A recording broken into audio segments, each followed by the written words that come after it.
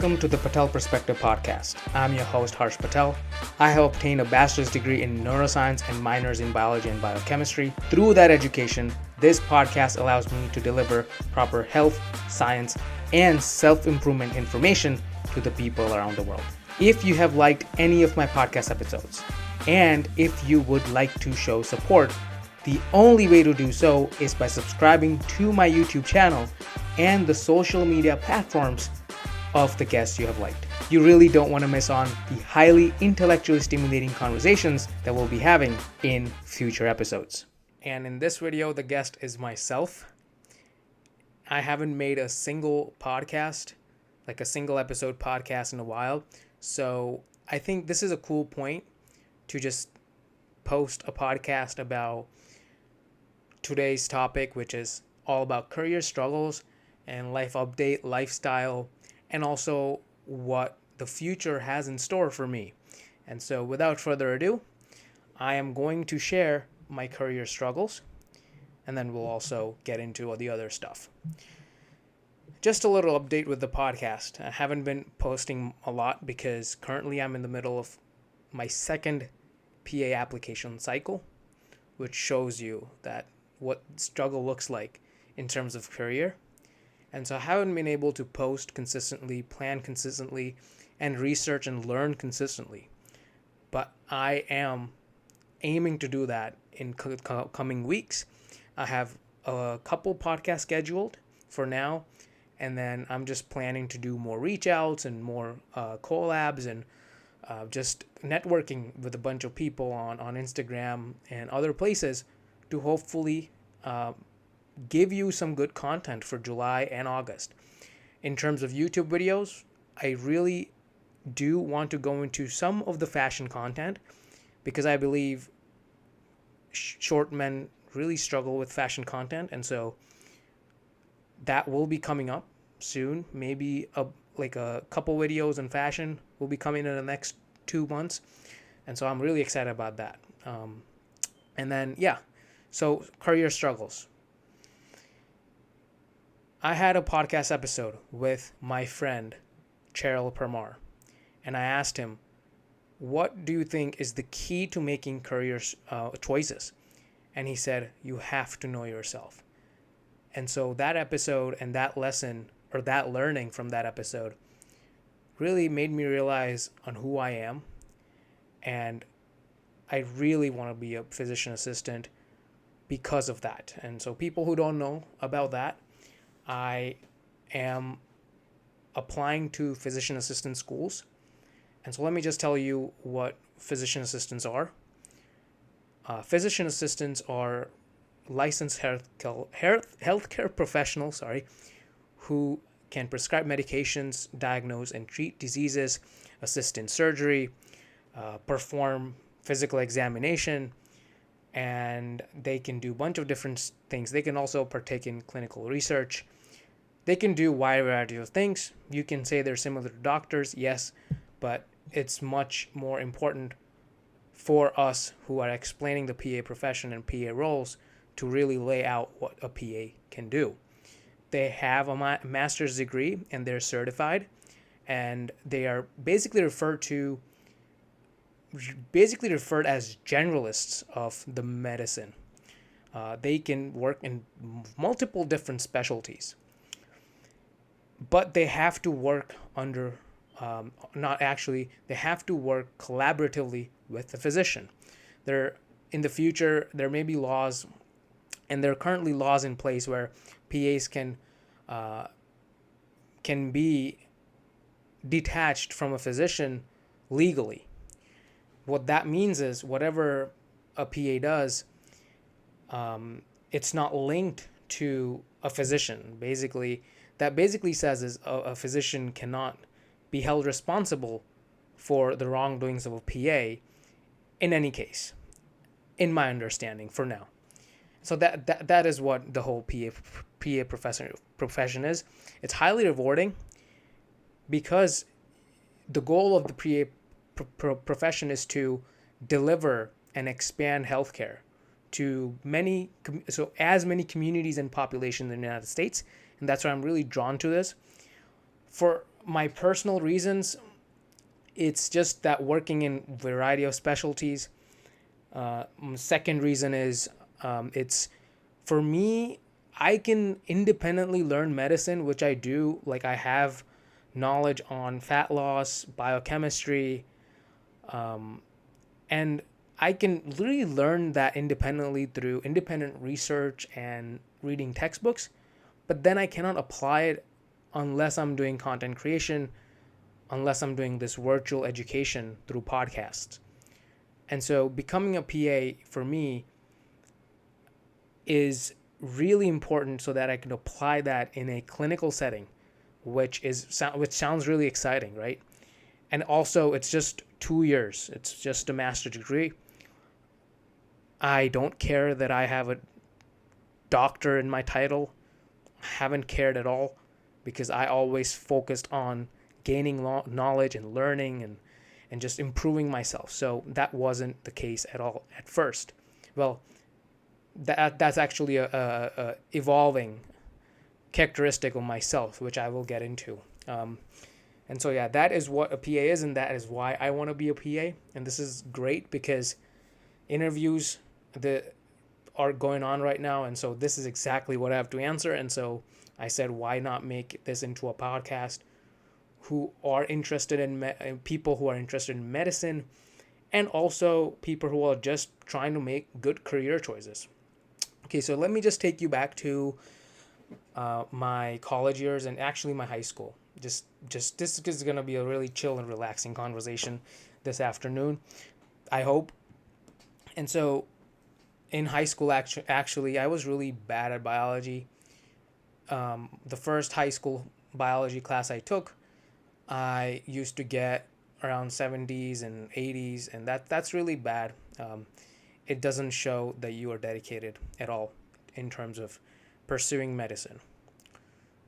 So from that experience, I decided that okay, maybe I'll focus on pharmacy. Maybe I'll be a pharmacist because I was really good at chemistry. I was getting good grades in chemistry. But then what really changed my mind and really directed my attention towards the medicine and healthcare again is AP biology. AP biology, I'm not going to say it's like magical, or I'm not going to I'm not going to like put myself on a pedestal here, because that is when I got good grades. I actually ended up with a silver medal, which means my grade was ranked number 2 in the class, and that gave me a lot of confidence in pursuing medicine, biology, and just health. It's and I'll just tell you how that happened. I just I actually had no social life out of school, and I knew that if I dedicate myself to a particular subject like biology after school, and I will and if I be really cognizant and really determined in terms of pursuing a field like biology, I knew that will get me good grades.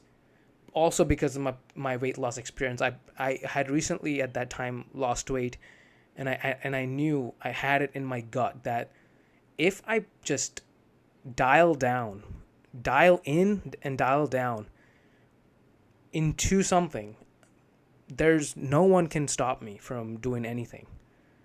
And that's where my transformation academically came. That's how it happened. I just would come home, I would study passively, what I didn't follow any study method actually. I just read textbook. I looked at my notes. I did things over and over and over again, just pure hard work without using the brain too much about, oh, is this the right study method, or am I doing this right? I just doing it for the sake of doing it. Just pure long hours, hard work, and just having discipline. Just coming home, doing biology homework, biology stuff, because AP biology was tough in terms of there was a lot of assignments. Dialed down, dialed in every single day, and the results were there. At the end, I got a silver medal, and that really gave me confidence. But there was another struggle after that. It was just deciding if I want to do MD or if I want to do PA. For the first 2 years, actually for the first 3 years of my college, I was a pre-med. And I always had doubts that, do I really want to go and pursue this long route of getting my medical degree? Am I still smart enough? There was always doubts. There was always this voice in my head. Am I smart enough? Will I be able to take my MCATs after I finish my biochemistry courses? I had my doubts. And I do feel like my doubts took me over, and I ended up with the PA route. But actually, I don't really regret whatever happened. I was still able to learn whatever I wanted to learn from undergrad. And there was a point in my college where I had to decide if I had to take physics. So there was a point in my time where if I dropped physics 2, I would basically be a pre-PA essentially, because PA schools don't require physics. And so I dropped physics, and then I said, okay, I think I really want to do PA. I think I really just want to spend 2 years of time after undergrad, because I grinded myself out in undergrad. I think that's maybe, so maybe burnout played a role, maybe self-doubt played a role in my decision to pursue the PA route. So yeah, I grinded myself out in undergrad too, and I dropped physics too, and I said, okay, junior year of college, I said, I have to become a PA.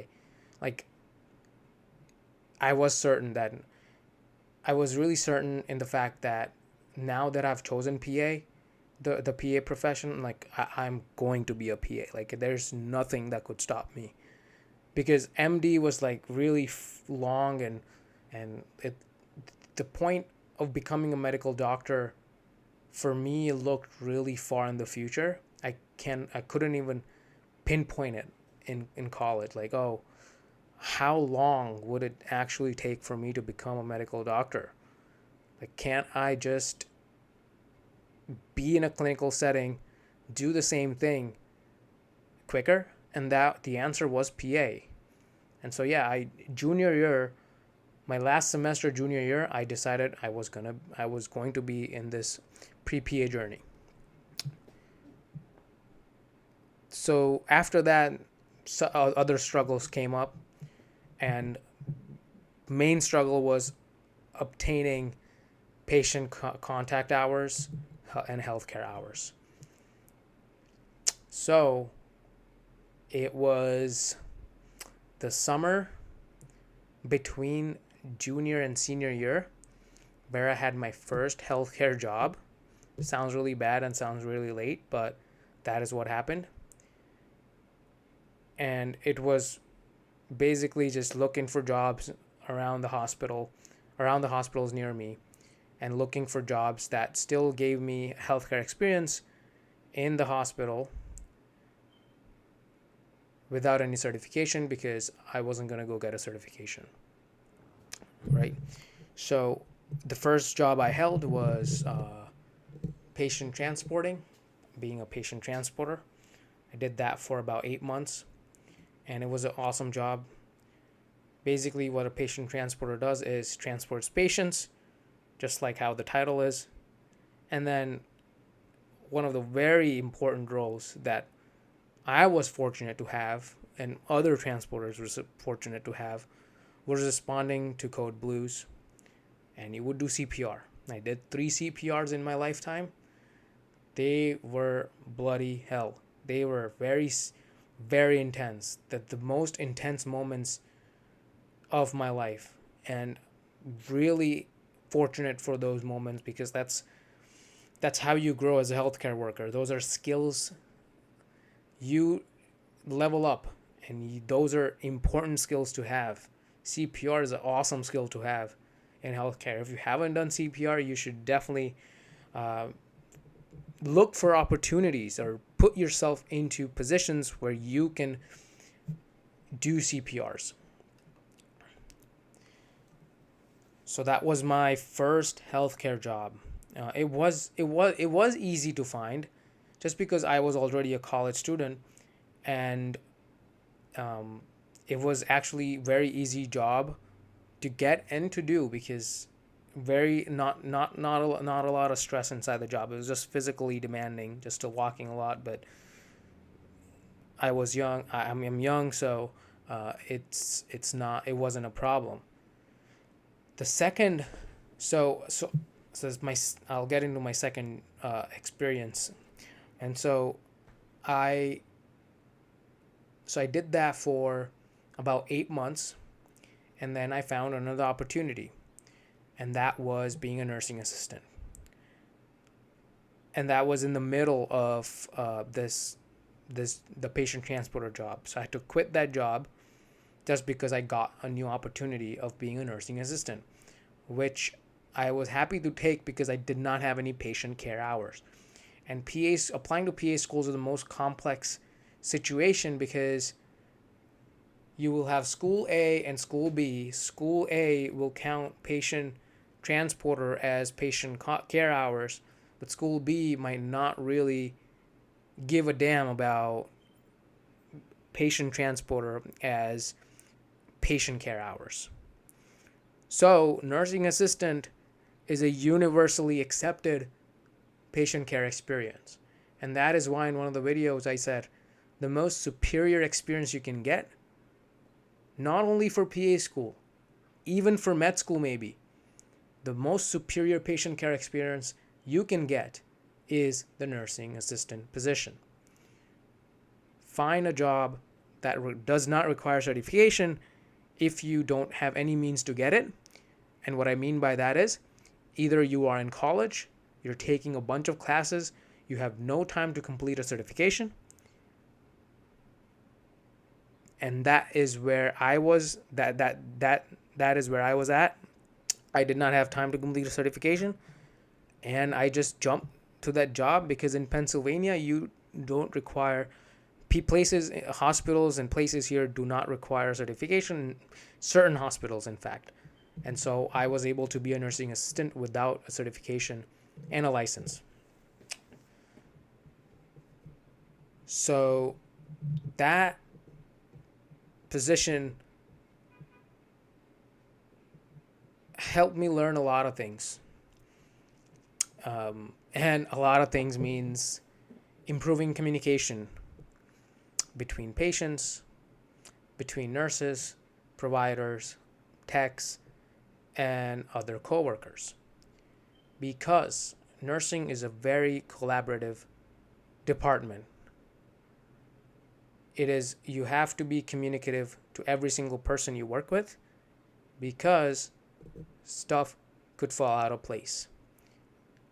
And that is one of the reasons the teamwork skills you acquire from being a nursing assistant is enormous compared to patient transporter, because there's the only teamwork that you experience as being a patient transporter is just when you're doing CPR, because your job is mostly independent as a patient transporter.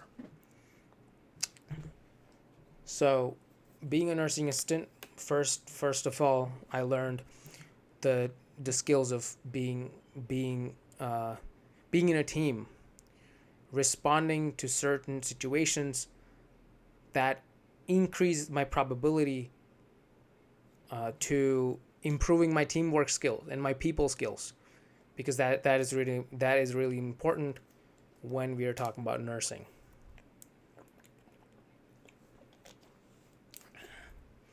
And then the other skills I learned was hands down listening skills, because if you don't listen to your patient, they're not going to feel connected to you, because some of these patients will be assigned to you for as long as months, and you will have to have listening skills because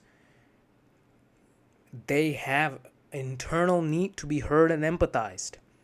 And lastly, empathy, obviously, because if you don't put yourself into other people's place, you are missing the whole point of being in healthcare. Yes, people will be working in healthcare for money because there is a lot of money in healthcare. And some people do go into healthcare just to earn money, but what is their happiness index like if you don't find meaning in what you do? And being a nursing assistant, you will learn to empathize with people naturally. If you're not an empathetic person naturally, it's going to help you out a lot in terms of developing your empathetic skills towards people. You immediately start looking from other people's point of view, just because you will be trained to do so naturally every day. If you are a person who has narcissistic traits, this is a great job for you, because you will be able to remove those narcissistic traits. Now, obviously, we're not talking about narcissistic personality disorder, but the traits you might have as a result of genetics and your upbringing. Not necessarily that I have those traits, but I can see how it could help a person with these bad traits maybe soften their characteristic, or soften their personality and character out. And so I really enjoyed being a nursing assistant, because also it would just naturally happen that you would be you would have more mindful conversations with your patients. You will spend the most time with patients. And that is really powerful, because you're just training yourself early in your career to accumulate all these skills, which you will apply if you aim to become a provider or a nurse, etc. And then what happened is, actually, let me just put a timeline to this. I did this for about 6 months. And so I started this job in the spring semester of my senior year, starting spring.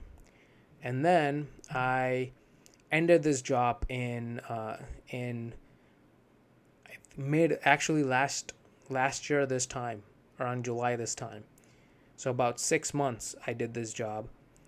And because I was relocating, I had to quit this job, and then the struggle really started. I put myself into this, where I was hoping to really get on a self-improvement journey, because I have stayed at my house for about a decade. I've stayed with my family for about a decade now, and it was time. I wasn't able to go out to undergrad. I wasn't able to move out of my hometown for undergrad. And so after undergrad, even though I had a safe job, I took the risk of just leaving my hometown, just because that risk, first of all, sounded really good. And I'm just going to give you my analysis on leaving my house, and how what lessons I learned in the past year, and how does returning feels back to my hometown. and all that stuff. So yeah, so I left my hometown, and then I had to complete my prerequisites for PA school. And so I get an apartment, and I finish my prerequisites. But the struggle there was I couldn't find another job for about 6 months. I didn't find any job. The whole fall semester of 2022, I did not work at all. I did work, but it wasn't anything that's like healthcare related. And so what I did was I did door dashing. I did a lot of door dashing, actually. I did about 30 hours of door dashing. The place where I moved to had the opportunity of door dashing, so I picked it up. And so while I was applying to new jobs and finishing up my prerequisites for PA school, I was able to pay my bills using door dashing. It was really tough, actually, to pay my bills with door dashing because you also have to account for the gas costs. And if you think that door dashing is the end all be all and you'll be able to make a lot of money, it's really not. Everything comes down to the location you're door dashing, the location you're dashing at, also how many people are willing to tip you, what kind of geographical location it is. Like, is it like more remote area where you have to like drive to far distances to complete deliveries? It depends on a lot of factors. But I was able to earn decent money. I wasn't able to save anything, actually. Paycheck to paycheck completely. And my credit card bill rose up, and I was having a really hard time to pay off my credit card bill because of how sporadic the payment would be. Because obviously one week maybe you would work 30 hours but you would get paid X amount of money. The other week you would still maybe you do 35 hours, but the money is never consistent.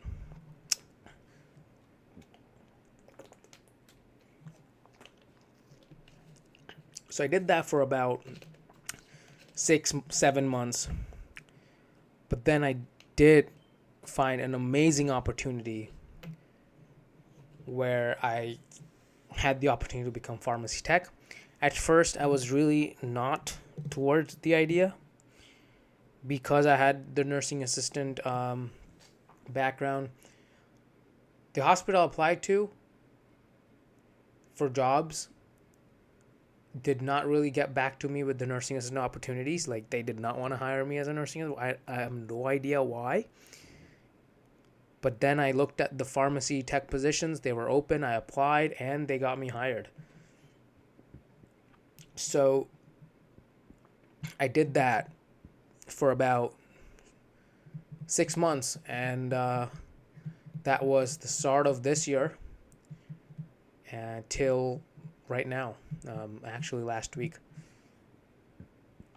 And it was an awesome job. I learned common disease. I learned common medications used in healthcare, interacted with pharmacists, answered phone calls, and this just added to my healthcare experience and skill set.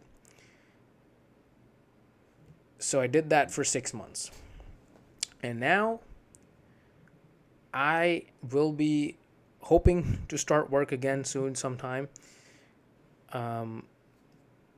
Once I really focus on my interviews, I can also really provide a list of schools I applied to this time around. Maybe I'll pull it up and let's just talk about what has been going on. So maybe it's actually worth to talk about the PA application cycle to the people who are interested. So the PA application cycle is long, just like medical school, just like other healthcare schools, right? So it opens in April of every every year. And then some schools have rolling, some schools are not. But slow. So the last cycle, which started in April 2022, I applied to about 10 schools. And some of the schools I can provide you the name. It was PCOM in Philly, Philadelphia College of Osteopathic Medicine, St. Joe's University, where I'm currently waitlisted at. They start in August. That's why I'm home right now. Just fingers crossed. I don't know what's gonna happen. I'm back in my hometown just to wait for another month of what's gonna happen with that wait list. So St. Joseph University in Philly, and then Drexel, which I got rejected at without an interview. They just said, "Oh, we don't need you. We don't need you." So yeah, that. Also, a bunch of schools. It was MCPHS in Boston. It was Gainan University in Ruskin, Florida. And then there are probably a few more, but this is the most important part. I did not take the GRE at that time. These are all schools that did not require GRE, and so I applied, and okay, I did not get any acceptances, and I actually have few theories on why I didn't get acceptances. So let's just see. So I applied to about 10 schools, right? And I got 5 interviews. And one of which was a no-show on my part because it was for a wait list. I wasn't going to go to fill a wait list spot to North Carolina. So that leaves me with 4 interviews. And those 4 universities were PCOM in Philly, which I got rejected at, St. Joseph University, which I got waitlisted at. Then it was Delaware Valley University, and then Westchester University, both of which I got rejected at after the interviews, right? So I was really bummed down by this whole last cycle, because I didn't get into any schools. I had interviews.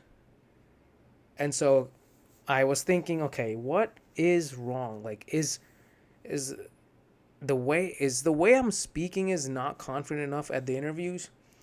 Or is it my stats? It cannot be my stats, because if they're giving me interviews and if they don't like what I say or how I say things, or if I'm shy or if I'm not confident enough during my interviews, that makes much more sense than like things on paper. Because if they're calling people to interview, mostly they are like, okay, you're on paper, you're good. We probably won't reject you on paper, but let me see how you are. In my defense, they were all online, so maybe you don't see everything. Obviously, you don't see everything if it's online, if it's virtual on Zoom. So all of them were online, and so my theory was, okay, maybe the way I answer questions, they're not hitting the main point. Maybe I am thinking a lot. Maybe I'm overthinking on questions, and maybe I'm not answering the questions fully. And maybe I'm just bouncing around. I have no clear, concise topic sentence to my paragraphs, and I'm just not good at giving interviews for PA school. Okay, so to face that problem, I signed up for the PA Platform's mock interview service. The PA Platform is basically pre-PA coaching. They help people to get into basically PA school. And so that service was about $127, which is not really bad because this is how I thought. Okay, so PAs earn what? Maybe they earn like $70 to $100 an hour. Okay, and so in my mind, very reasonable pricing on their part, because other pre-PA coaching platforms would charge you or are charging you currently more than $127. And so I highly recommend the PA platform's mock interview service, because it has really helped me out a lot. And I have it right here.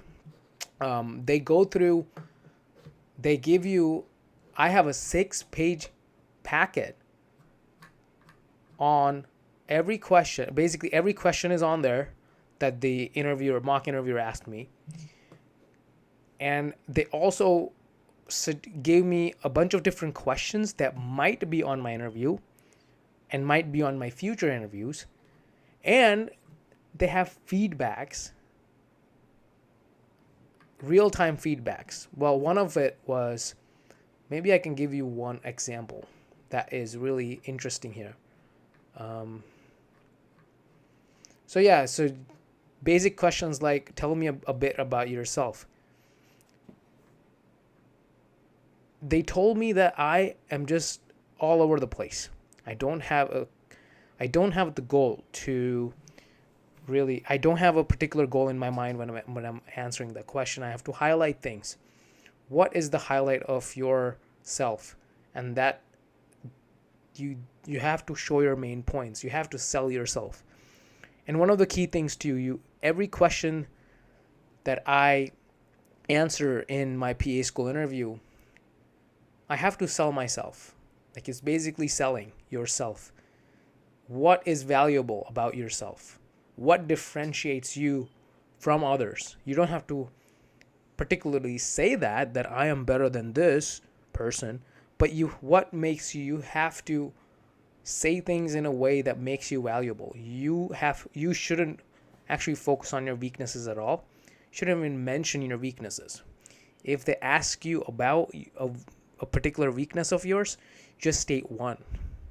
You don't go rambling on and on about your mental health issues and about where you're struggling, and you just focus on one weakness and you show them 10 strengths. And I think that mindset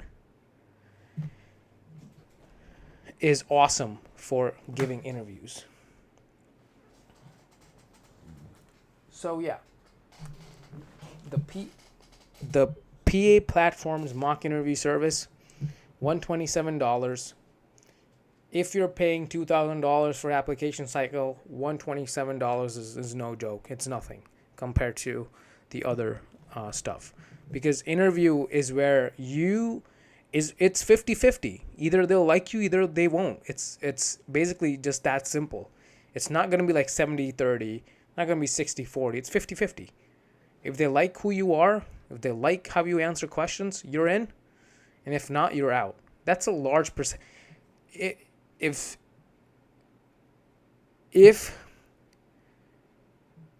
so, I felt that I needed help with interviews. I asked a coaching platform to help me out. If I needed help with, let's say, patient contact hours, I would have also asked help. But I feel like my hours are not really terrible when you relate it to, when you take a holistic picture of my application. I feel like where I am lacking is probably the interviews, because I'm getting interviews, but they're not accepting me after the interview. So there's something wrong with how I go about my interviews.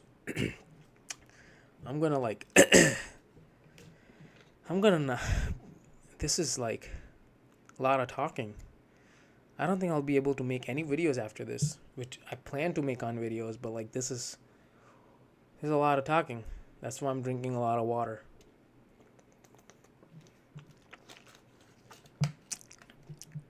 Sponsor, Deer Park. Welcome to this video, and this video is sponsored by Deer Park. Just kidding. So interview service, awesome interview service. I really enjoyed just learning about how to give interviews because it's gonna help many people out everywhere. Okay, so we talked about interviews. Now we talked about GRE. GRE for F's sake, GRE is one of the worst standardized tests ever for me. Even SAT, I didn't do well. I took GREs twice. I actually technically wasted $200 because I got the same score on my second try. And I feel like I should maybe hold a giveaway on if a person really finds out what my GRE score is, they'll just straight up say I'm dumb as hell. I'm seriously my GRE score. I'll just tell my GRE score is 292. It's 291. It was terrible. I don't know how I got interviews, but I did get interviews. But my GRE, I had to take 2 times. I did study for about 1 to 2 months, and I think, and while me working 40 hours a week, and this actually just this year in 2023, working for in my desires of just doing content creation and also working now. I have other things going on in my life. And I just studied for 1 month, and I just took it once, and then I waited 3 weeks. I studied more, and I took it again, and I got the same score. So that is a story for GREs in my application cycle when I applied. So let's just maybe go over where I applied to this cycle. Maybe it'll be fun to see where I actually applied to places. So I applied to Charleston Southern University in Charleston, South Carolina, Gainan University, Ruskin, Florida, again, second time applying because I love Florida. Marywood University in Scranton, Pennsylvania, Misericordia University in Dallas, PA, Noah Southeastern University, Orlando, Penn State University in Hershey, the Penn State College of Medicine, Randolph Macon College in, I think it's north of Richmond, Virginia, South University, Richmond, Virginia, South University Savannah, South University Tampa, University of Florida, USF in Tampa, Yale online program, and then West Palm Beach in Florida. So a lot of Florida schools. And so far, interviews wise, I just came back yesterday from Richmond, Virginia. And the interview was with South University. Awesome university. Look, if I get into this university, I will have severe imposter syndrome because it's just not. It's the most grateful I'll ever feel if I get into this. And I also have interviews with Yale Online, Marywood University, and Misericordia University. That's so far 4 universities I have interviews with, and the total applied to is 14. So not really bad this cycle, but I just have to focus on interviews, and that's why content creation is not. I haven't made it a priority, but now it's I have. I had the mock interview, I have the notes, I have created all these good notes about how to take interviews and what to answer in each question. And so I think I have a good grasp on how to take PA school interviews how to perform in PA school interviews, in fact. And so that's why I would like to get back into content and just focus on the purpose that I have, overall purpose of spreading science, health, self-improvement information. So yeah. And then, so yeah, as I mentioned, I finished my pharmacy tech position. I quit that job and now I'm back home in my hometown. I'll be here for X amount of months because I don't know. I just want to get into school so that I could further my education and help as many people out with collaboration, with my personal research and knowledge, and my medical training at the master's level, obviously. So those are all my career struggles that I've faced in the past year. In terms of moving back home, it feels different because I cannot really control my diet at all here when I live at home, because my family is vegetarian, and people who know me from Instagram and people who know me from TikTok, Instagram, wherever, I like to have non-vegetarian foods. I love non-vegetarian foods. They just reduce my risk of binge eating to a lot. And I don't binge eat when I eat a lot of protein, especially like when I chew protein. I don't binge eat. But it's just going to be a little challenging in terms of sticking to my goals. But in the grand scheme of things, like, I have to adapt.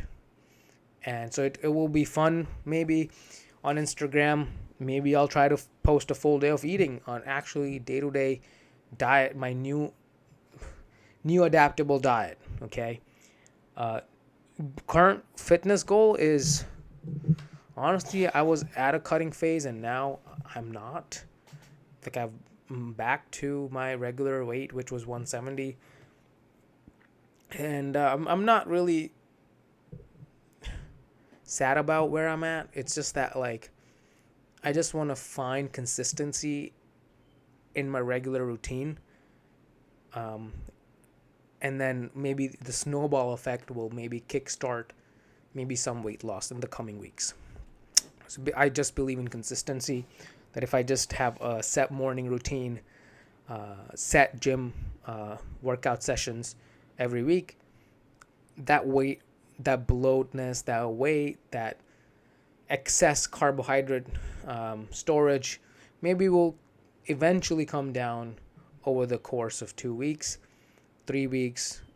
And yeah, also not really tracking calories that strictly because of how unpredictable house environment could be in terms of food, but also not aiming to, like, just binge eat every day. Like, just if I'm full, I'll stop. Like, that's what my mentality is in terms of training hard, push, pull, split. So this is how I've done my training split this time around. Push, pull, so 4 workouts. But then on the pull days, the first pull day I'll do deadlifts, and the second pull day I'll do squats. So yeah, that's how I'm gonna do it. 4 workouts a week, enough. And also abs, I'll do abs every day on every workout, right? One set of one ab exercise, 3 to 4 sets. If I do that every day, that's probably enough. So that is my fitness update. In terms of the future, just getting back into podcasts, getting back into content creation, maybe some fashion stuff, as I said. Really also interested in that. Actually, if you like the shirt I'm wearing, it's from Uniqlo and it's $10. I don't believe in buying expensive clothes. Never was a designer clothes person. But this shirt is $10. It's nice and thin for the summer, and so I'm not sweating here while making videos or doing anything.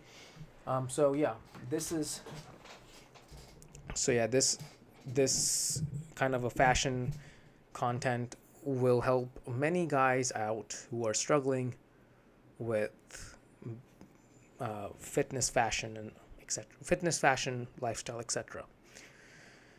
And so yeah, those are my career struggles.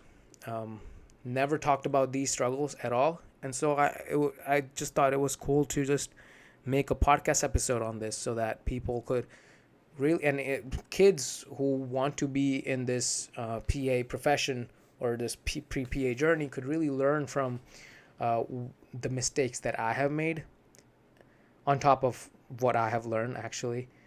So I'm glad I made this video. Maybe it could help like at least one pre-PA out who has been struggling all throughout this time. And yeah, this application cycle, I think I'm pretty confident that I'm gonna get in.